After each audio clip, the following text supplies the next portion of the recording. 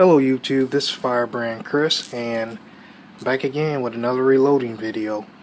I was doing some looking around in my storage unit, and I found a lot of my 32 H&R Magnum brass.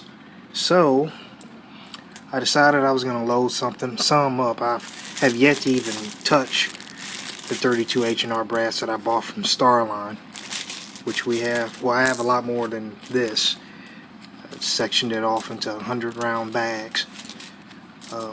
But enough of that. I decided to load some up, and I'm going to use some of these 90 grain jacketed hollow point bullets.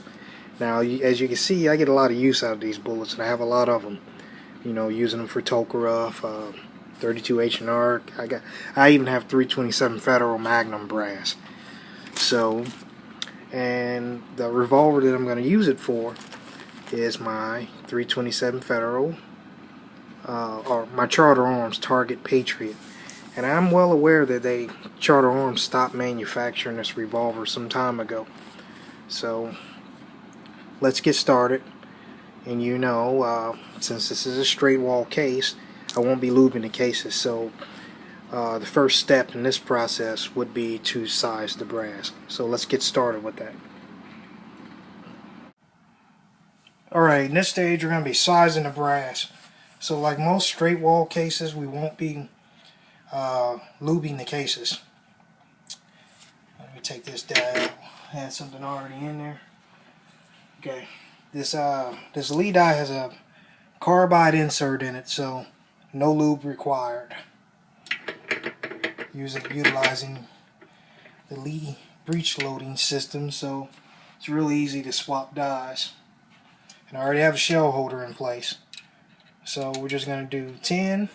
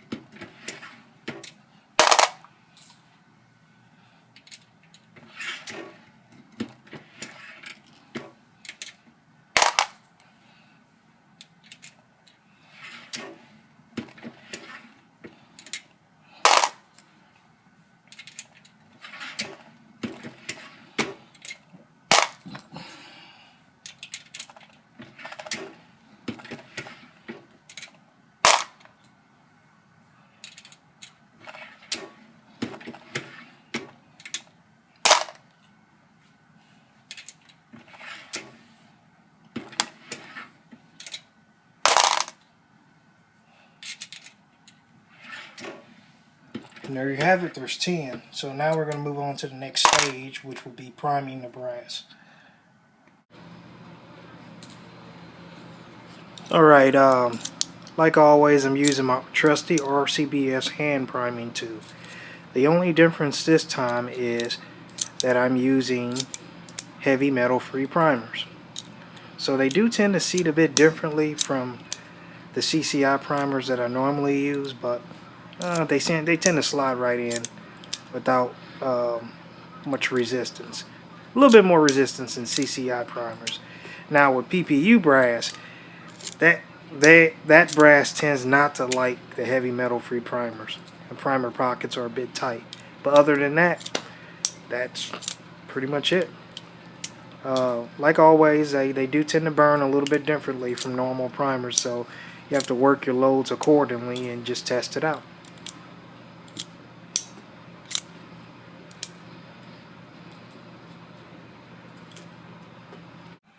Okay, in this stage you're going to be expanding the case mount.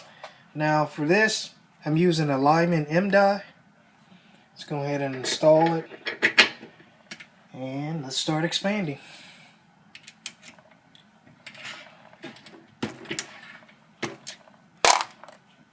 You only want to expand the case mount just enough to easily see the bullet.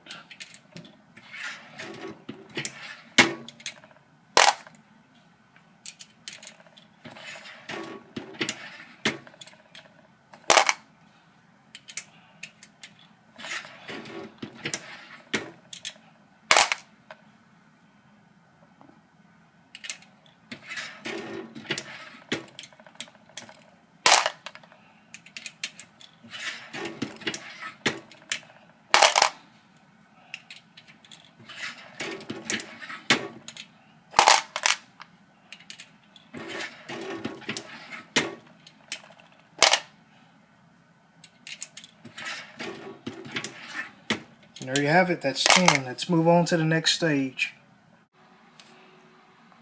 Alright, like always, I'm using my automated RCBS machine. It's already been calibrated off camera. So, we're going to put our first charge in. And if you've seen my videos before, you know I don't show all 10 of these.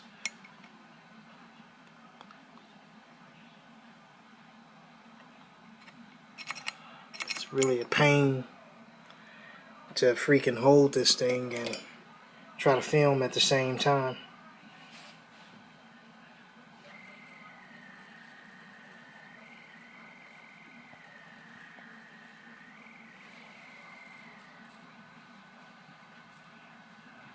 Using 3.3 grains of Hodgkin tight group.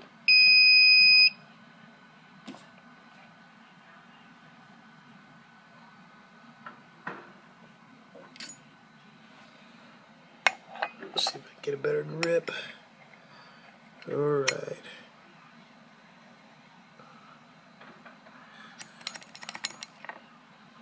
Show you guys one more. And then we're going to move on to the next stage.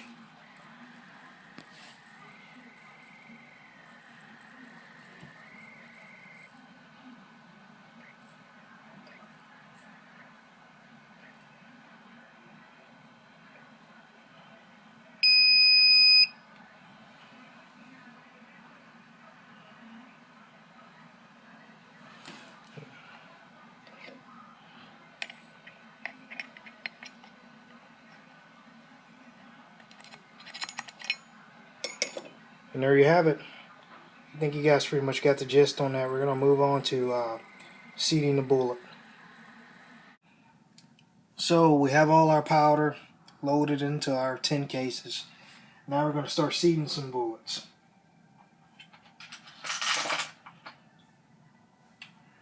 Alright. Going to put our lead die in, our lead seater die. It's already set to the proper bullet depth. You know, sometimes when I do these videos I get for a loss of words. So we're going to stick the bullet on there. And let's see.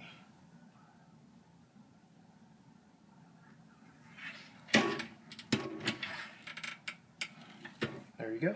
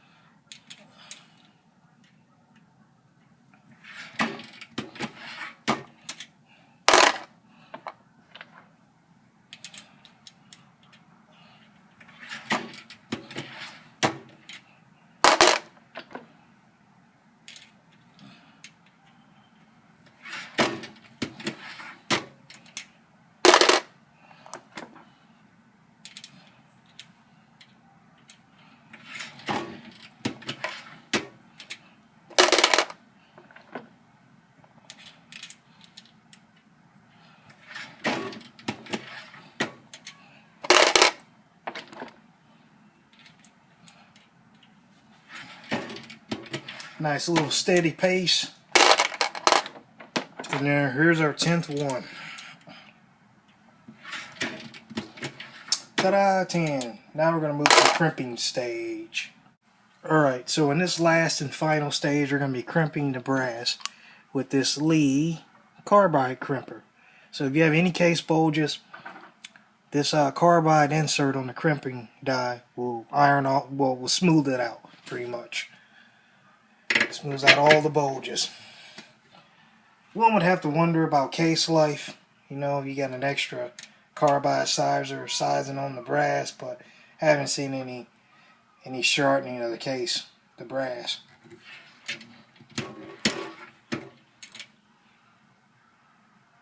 Apply a nice little crimp to it.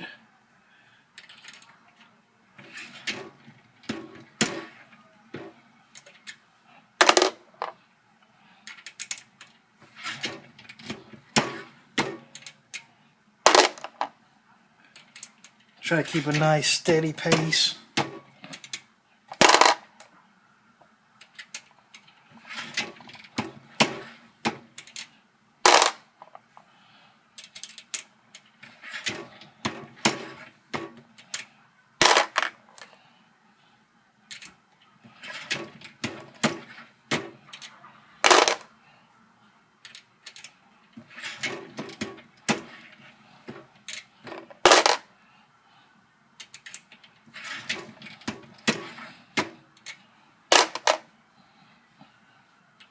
And our final piece.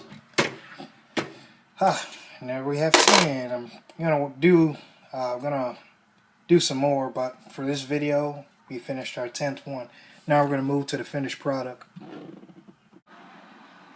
Okay, so here we have our finished product.